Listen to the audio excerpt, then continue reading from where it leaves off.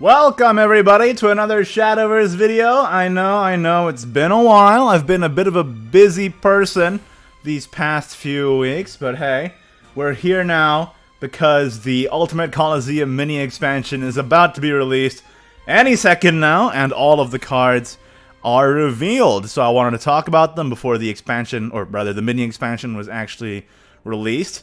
Give my thoughts on all the cards, and yeah, that's it. Let's get into it. First, we have Phantasmal Fairy Dragon 1/1/1 for Forestcraft, legendary. Ward, Fanfare, gain plus X defense. X equals the number of allied cards that cost 1 play point or less destroyed this match. Then, if X is at least 5, evolve this follower, can't attack the enemy leader. So this is a bit of a baffling one. It's kind of like a defensive card for Amataz, which is a very offensive deck, because this one is, you know, 1 play point or less, fairies, the amulets to generate fairies. It's very Amataz centered with that kind of effect. So this could be interesting in like the mirror. You have a defensive option to stop their fairies from attacking you while you attack in with your stuff. I don't know if you can really fit this in. Maybe you do. But it's an interesting option to include in that kind of deck. Other than that, I'm not sure where else it could fit, considering what it needs for the effect to go off. So yeah, seems mostly like just a big ward you can tech in to your aggressive Amataz deck if you want to win a mirror by having an option that blocks their attacks while you go in. But again, the trade-off there is that you have to sacrifice some of the cards that advance your game plan to have this card that's more reactive than proactive. Or, yeah, defensive rather than aggressive, right? So, not sure if Amataz is going to squeeze this in Unlimited, probably even less so, considering that deck is pretty refined by now. You got all the fairy generators you need. Maybe you can include 1 or 2 or something like that. But, yeah. I don't know. It's a weird one. I'm trying to think, maybe in the future, something other than Amataz can make use of this, but right now, this 1 play point or less thing, it's looking geared towards that kind of archetype. Next up, Green Briar Elf, 2/1/3 gold. Fanfare, put a Greenwood Guardian into your hand. Evolve, give your leader the following effect. Whenever an allied Greenwood Guardian comes into play, deal 1 damage to an enemy follower. Not stackable. I really like this card, actually. I kind of just like the Greenwood Guardian deck in general. This is good stats. It generates Greenwood Guardian for you, which, you know, the more generators there are for Greenwood Guardians, the more consistent it can be. And the fact that the Evolve gives you an effect which makes the Greenwood Guardians actually have an additional utility when you play them rather than just being stats while advancing your Limaga game plan. It's really cool. I like this a lot. If it was stackable, of course it would be better. I don't know if, as it is right now, it's enough to push Greenwood Guardian deck into playability. Well, of course it's playable, but into like actually being a force in the metagames to be reckoned with. I hope so, though. I think it's missing like a temple kind of effect. I thought that the what's the 4-cost gold that reduces the cost of the Greenwood Guardians to 1 would be able to do it. Yeah, the Wildwood Matriarch, it's right there. I thought that would be able to do it, but I think it needs maybe a little bit more sauce for it to be actually tier 1. But this is definitely a welcome addition. Appreciate it. Next up, we have Luxblade Ariete, Swordcraft Legendary Officer, 5 play point, 4/5, so good stats, okay. If at least 1 allied follower has evolved this match, gain ward, kind of underwhelming. If at least 3 have evolved, recover 3 play points, okay, already very good. It becomes essentially a 2 play point 4/5 with ward, because it does stack on top of each other, these effects. And Swordcraft has a lot of very easy evolves, given Kagemitsu, given even what's it called? The 5 play point silver that attacks and evolves. There's of course Shizuru. There's of course yeah, the Steadfast Samurai, the Twin Blade, the Matron. That's what I'm thinking of for the silver card. Yeah, there's tons of cards that just evolve for free for Swordcraft. So this looks pretty easy to get, at least to the second part, and even the third part, where you restore 5 defense to your leader, which is also great. And then maybe a little less common, but still very doable, is the 7 evolved, where you draw cards until there are 7 cards in your hand. So this kind of thing allows you to maybe build a deck that's way more aggressive. I mean, the Kagemitsu Regal Wildcat version was already very aggressive, but now you don't really have to worry about running out of fuel too much. So yeah, the first two for sure seem very, very doable. The first three seem even pretty doable for Swordcraft, which has so many free evolves. Then the 7, which is great off the top deck if you already expended a ton of your evos throughout the game, so it's just a good effect overall. So yeah, card is great for Swordcraft, for Evo Swordcraft. I think this might push Evo Swordcraft a little bit further, and I'm excited to see it, because I do appreciate that deck archetype more than Ambush. I think it's more fun than Ambush. So I like to see this.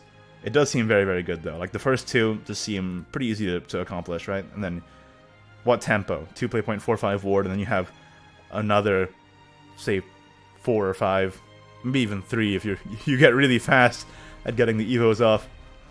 Yeah, to spend on other followers as well, develop your board. Very good card. Very cool. Courtly Dance, also a very good card for Swordcraft. Gold spell. Put a random Swordcraft follower that costs 1 play point and 2 play points from your deck into play for 3 play points. Reminds me a lot of Unleash the Nightmare.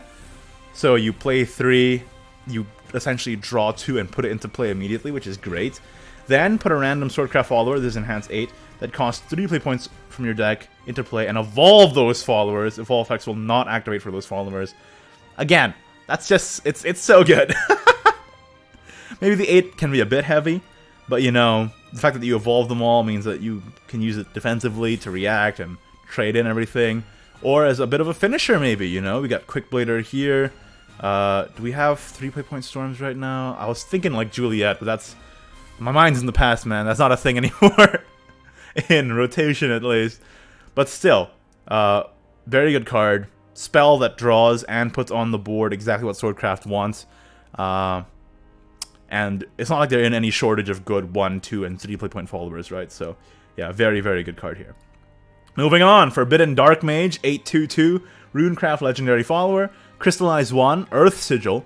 Your leader can't take more than 4 damage at a time. Okay, so it's damage prevention.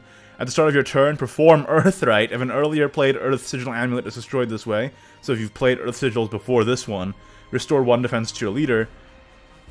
At the end of your turn, draw a card. Okay.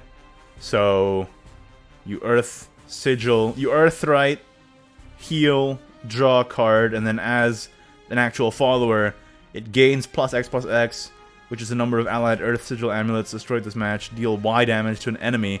Y equals his follower's attack. Notice it says enemy, so it can actually go face. Okay. So I think this is the card that will essentially push people to try and build Earthright Runecraft in rotation again, which hasn't really been a thing for a little bit. And what a finisher it is. It's essentially... It reminds me a lot of Dark Feast Vet, but for Earthright. I think a lot of other people have said the same thing as well. Yeah, another viable, maybe, archetype for Runecraft could be cool.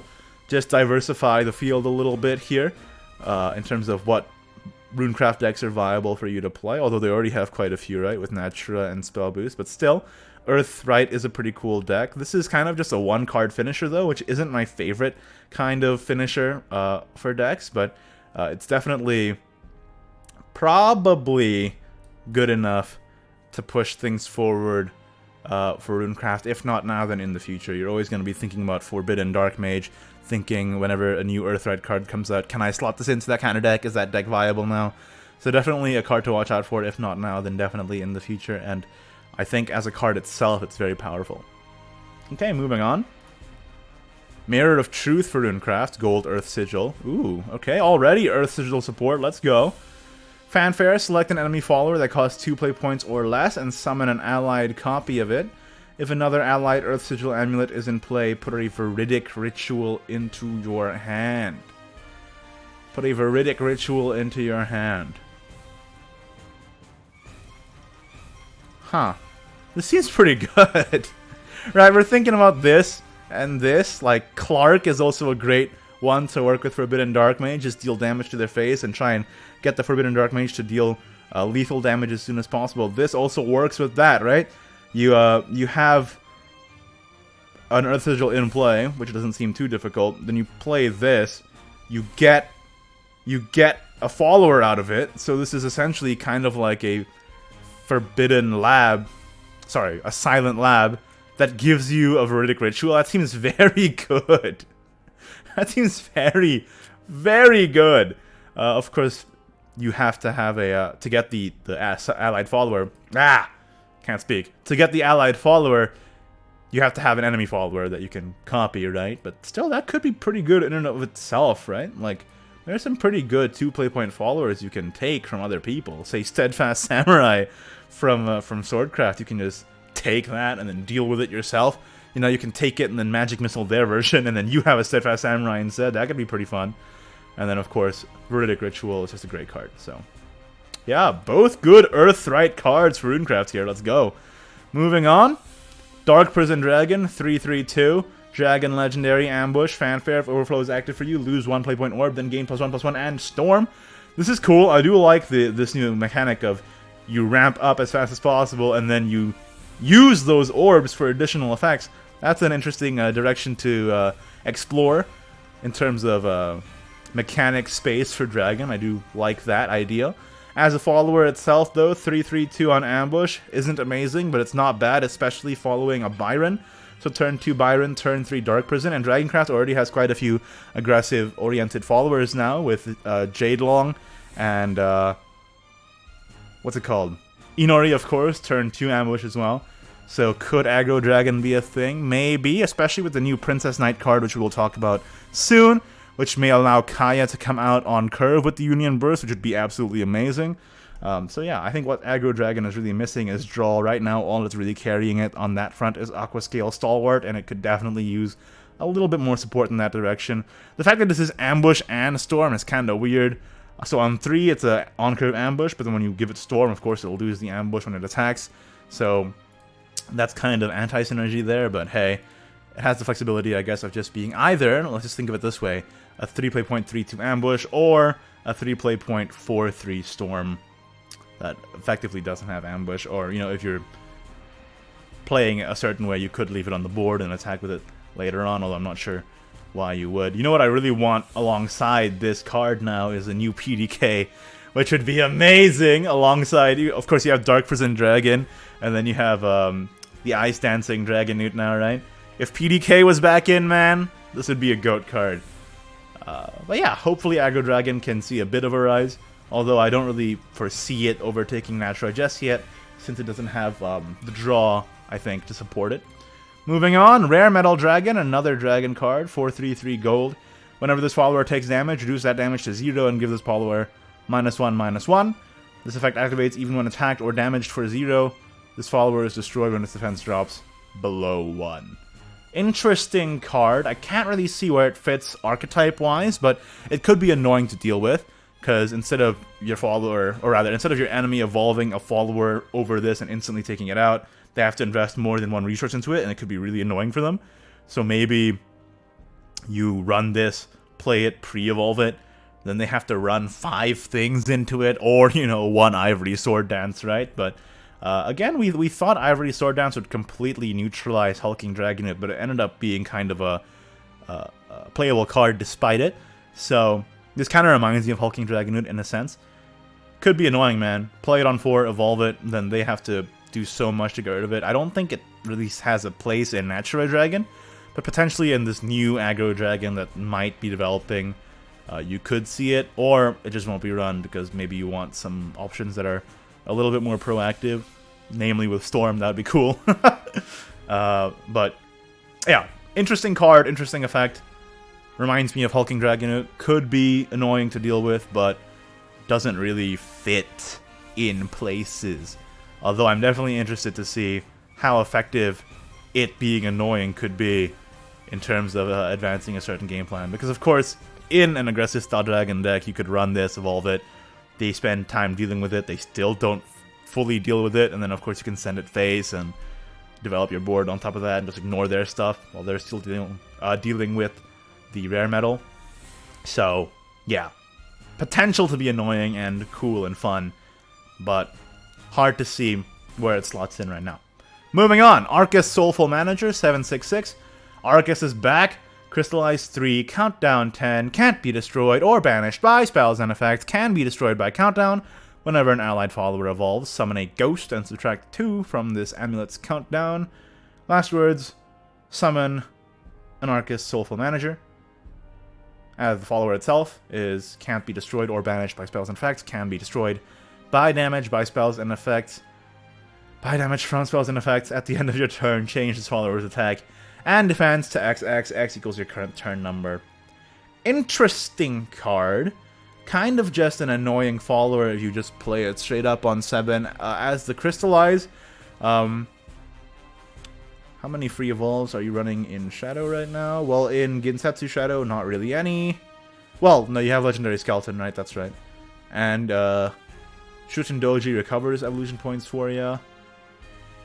So you can kind of... But your turn 3 for that deck is so valuable because you're playing Kasha and stuff like that. So I don't know if I see this in Ginsetsu Shadow. I think what's really going to be used, or what's really going to make Arcus a useful card is potential combos. Like you could cheat it out, and then the effect means that it won't get destroyed by a lot of the effects that cheat it out. For example, you can Burial Rite it, which of course won't make it stick, because I think Burial Rite means that the effect doesn't it doesn't have any effects when you Burial Rite something. But then, of course, you can Lara it after that. So on turn 5, say, you can have a 4/4 and a 5/5 that can't be destroyed or banished. That could be cool. Very high tempo, kind of high rolly, but a potential option for you there. Maybe in, like, PTP Shadow, for example, instead of running Tartarus or something like that, you can run Arcus. So when you don't Lara out a Hades, you can Lara out an Arcus instead and have it be really annoying, and then it means that your PTP has to do less work later on. That's the kind of thing that I foresee Arcus being useful for. So, interesting card. Not really convinced about it being in Ginsetsu, but yeah, interesting. Not necessarily super good, but interesting.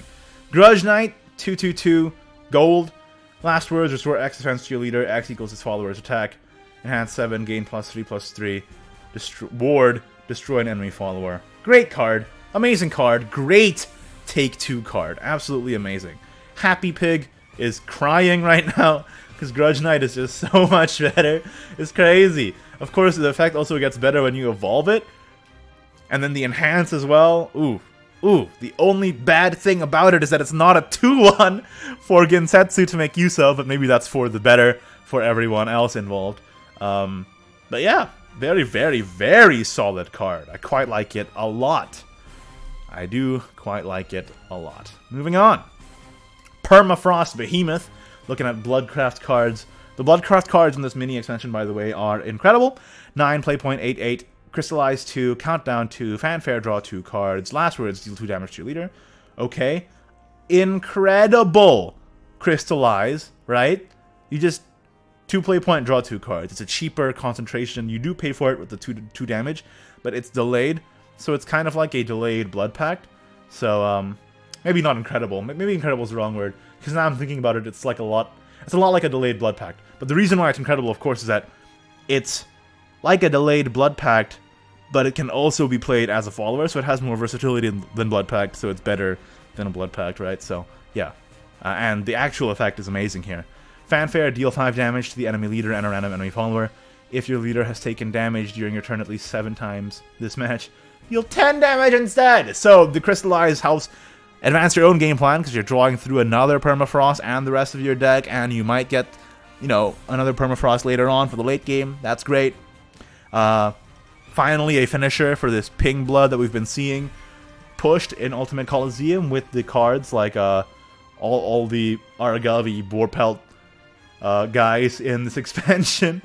Yeah, great card, great finisher for Bloodcraft. Exactly the kind of card I wanted to see since the beginning of Ultimate Colosseum, because I saw all of these cards that are supporting this archetype that doesn't have a finisher. Well, here's the finisher. Permafrost Behemoth. Amazing. Next. Io, Enchanting Educator. 2/2/2 gold. Also an amazing card. Okay, first of all, it has Drain. Second of all, it has Union Burst. Select 2 enemy followers. Deal X damage to the first follower and Y damage to the second follower. X equals the attack of the second follower, and Y equals the attack of the first follower. Okay. And evolve, deal 2 damage to all enemies. Okay.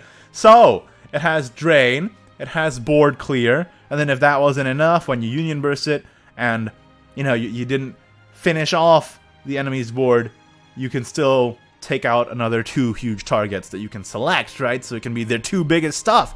So, yeah, very, very strong card. Only kind of tempered by the fact that it doesn't get full Evo stats, but still, Drain, good Union Burst, good clear effect. Very nice for Bloodcraft. Moving along, we have Goddess of the West Wind for Havencraft. 6/3/3 Fanfare, randomly put 2 different Havencraft followers with an original attack of 2 or less from your deck into play. This reminds me a lot of the original Ether of the White Wing for Havencraft.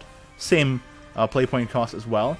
Fanfare, randomly put 2 different Havencraft followers. I think right now one of the most effective ones I can think of this in the current meta is Holy Lancer in that Ward Haven deck. The only problem being that this competes with Wilbert for the 6 play point slot in that deck, so it's a bit difficult. I don't think... Yeah, this card, I'm not super sold on it at the moment, in terms of how useful it's going to be right when this mini expansion releases. But again, this is one of those cards where you think about it, whenever a good Havencraft follower with 2 or less from your 2 or less attack from your deck. What am I saying? My brain just melted. It's one of those cards you think about whenever a new Havencraft follower with 2 attack or less is released, and you think, oh man, can I play Goddess of the West Wind and make a bonkers deck with this, right? Like, imagine if Tivy, that's her name, right? From Shadowcraft, the 7 play point 1/9 with Ward. Like, imagine if something like that came out for Havencraft in the future, and then, man, I can get so much value by playing Goddess of the West Wind and summoning this crazy strong card for 0 play points from my deck. That'd be great. Of course, this has the awesome effect of the fact that it essentially draws and plays cards from your deck, which is great, but again, right now I feel like the best one is probably Holy Lancer. Maybe I'm missing something, but it does compete with Wilbert in that slot. But man, in the future, when something with 2 or less attack in Haven gets released, you're going to be thinking about this card, and maybe this is going to be the driver for an amazing tempo-based Haven deck or something in the future. Moving on, Mannafest Devotion, 5 play points, select an allied amulet, and summon 4 copies of that amulet. Kind of a meme. Could be interesting to play. Like, I was theory crafting, you could play this on top of Feathered Sanctuary, for example, or the Sphinx Crystallize, and then you could run Passing of Lore in your deck, so you can get Healing Prayer, so you could subtract the countdown of the entire board. That could be interesting, that could be cool, that could be powerful, you know, a whole board of 3/4 Storms by turn 6, that's pretty neat. A whole board of 6/4 Tutankhamons by turn 6, also very cool. But the turn 5 complete non-tempo play, because when you summon the amulet, it gets resummoned back with maximum countdown.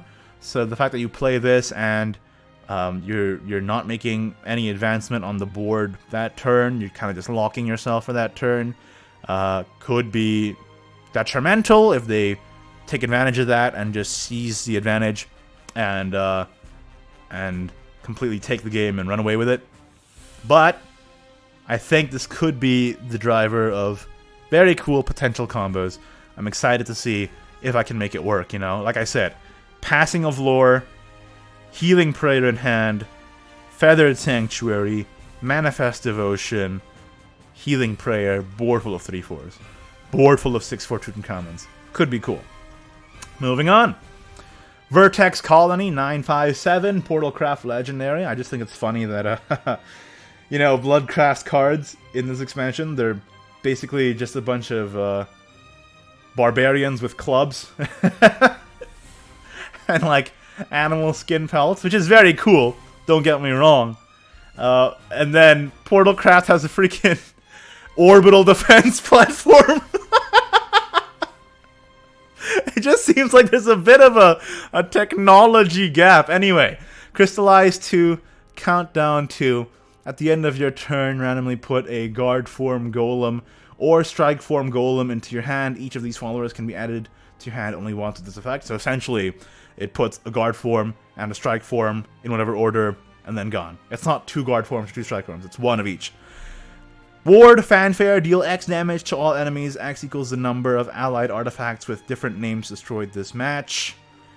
Okay, so it's essentially another late game artifact kind of damage dealer here. So you can take out the guard form, the strike form, analyzing, ancient, maybe mystic, maybe radiant. So optimistically, like 6 damage. It's okay. I don't know, man. I don't know. Is this good enough for artifact? This is good enough? Is it better than Karula, Kaiser, Control Portal? I don't know. I couldn't tell ya.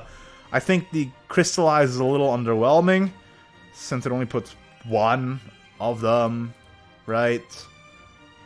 Oh, it's to your hand, though, so that's pretty cool. It's not into your deck. That's neat. That is actually pretty okay. I still don't know. Do you want to run Vertex Colony in that Karula control deck? You have a lot of float portal stuff, and you have a Gravity Grappler, which can really help you advance this, right? Because it summons the Mystic and the Analyzing. So that's already 2. Then Guard Form and Strike Form from the Accelerator List, right? And you'll probably like shuffle in an Ancient. Maybe with Cat Gunner or something. So 5? I don't think you shuffle Radiance nowadays. So 5? So maybe you can play this, right? You can tech this in so that you could turn 9 Vertex Colony. It has a ward, which is pretty cool as well. Then you could turn 10 Kaiser, and that's your finish. Seems okay. Seems okay. But, anywhere from like 2 to 5 damage on turn 9 doesn't seem that impactful. But again, it is board clear and attacks face as well. Oh, it's hard to judge. Huh. It's hard to judge. I think maybe you can squeeze it in to the control portal craft list, right? So you have a ward that clears the board up and sets yourself up for a turn 10 Kaiser for the finish. Maybe that could be good. Yeah. Pretty cool art, though. Again, orbital defense platform, while everybody else is down in the world with swords and magic and sticks. Meanwhile, look at this. What's going on here, man? Okay. Amos, Dream Emissary, 2/2/2. Fanfare, give another allied follower ward. Then if it's evolved, give it +1/+1, draw a card, and recover 1 play point. Yeah. That's a good card. Whoa, that's a good card, man. That's a great card. First of all, it's a 2/2/2, so basically no opportunity cost for running this if you need 2-drop anyway. Okay? This could be very good situationally. And then this is very, very good. And it's not even a tough conditional effect to proc. You know, you're going to be evolving stuff all the time. Okay? So you evolve something. This is like not expensive. It's pretty cheap. So you can play it alongside something. You evolve something. It only costs 1. So, yeah, this seems very good. Just a very solid card. Nothing too crazy about it. No, like, insane synergies with other specific cards to think about. Just a very, very solid card all around. Moving on. The last one, I believe. Yup. Princess Knight, the protagonist of Princess Connect himself, has shown up. 3/3/2 gold neutral. Fanfare, randomly put a follower with Fanfare, excluding this one from your deck, into your hand. Okay, so already it's a 3/3/2 that draws a card. That's great.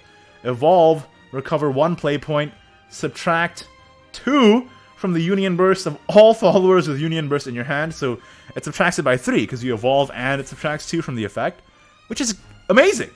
It's amazing. So this becomes, when you evolve it, a 2 play point card. So on turn 4, you can play it alongside another 2-drop, which seems very likely. And you subtract 2 from, say, well, I mean, it would be good on everything.